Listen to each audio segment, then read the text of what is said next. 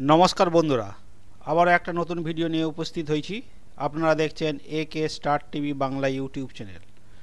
বন্ধুরা, এই মুহূর্তে শিক্ষক নিয়োগের একটি গুরুত্বপূর্ণ তথ্য উঠে এসেছে। সে সম্পর্কে আমরা বিস্তারিত জানব এই ভিডিওতে। পার্শ্ব শিক্ষকদের দাবি না মিটলে আগামী 30শে ডিসেম্বর শিক্ষামন্ত্রীর বাড়ি ঘেরাওয়ের হুমকি দিল পার্শ্ব শিক্ষকরা। এই সম্পর্কে বিস্তারিত জানব। ঠান্ডার দাপটে উপেক্ষা করে সল্টলেকের রাস্তার অবস্থান বিক্ষোভের কর্মসূচি চালাচ্ছে রাজ্যের পার্শ্ব শিক্ষকরা। আদালতের অনুমতি নিয়ে 8ই ডিসেম্বর থেকে সল্টলেকের অবস্থান বিক্ষোভ করছে তারা। আজ এই অবস্থান বিক্ষোভ নবম দিনে পড়ল। বেতন কাঠামো গঠনের দাবি নিয়ে বিক্ষোভ দেখাচ্ছে পার্শ্ব শিক্ষকরা। দাবি না মেটা পর্যন্ত এই লড়াই চলবে বলে জানাচ্ছেন তারা। গত বছরও একই দাবিতে আন্দোলন করেছিল পার্শ্ব শিক্ষকরা। পার্শ্ব শিক্ষকদের অবস্থান নিয়ে এদিন মন্তব্য করেন রাজ্যের শিক্ষামন্ত্রী পার্থ চট্টোপাধ্যায়। শিক্ষামন্ত্রী বলেন, বর্তমানে রাজ্যের আর্থিক অবস্থা ভালো নয়, সেই দিকটা দেখতে হবে পার্শ্ব শিক্ষকদের।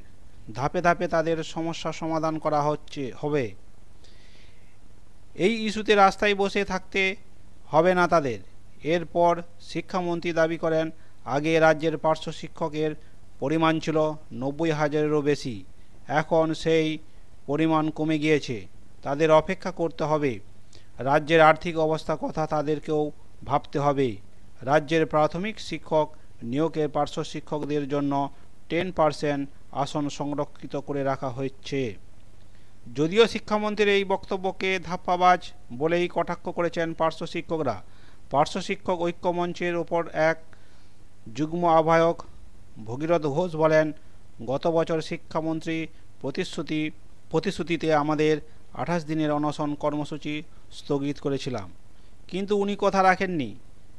আমরা আর আস্থা রাখতে পারছি না। আগামী 30শে ডিসেম্বর 40,000 পার্শ্ব শিক্ষক নিয়ে শিক্ষামন্ত্রীর বাড়ি ঘেরাও কর্মসূচি নেওয়া হয়েছে। পার্শ্ব শিক্ষকদের ঐক্য মঞ্চের যুগ্ম আহ্বায়ক মধুমিতা বন্দ্যোপাধ্যায় বলেন, আমাদের আর কত ধাপ উঠতে হবে, তবে সরকার আমাদের কথা শুনবে।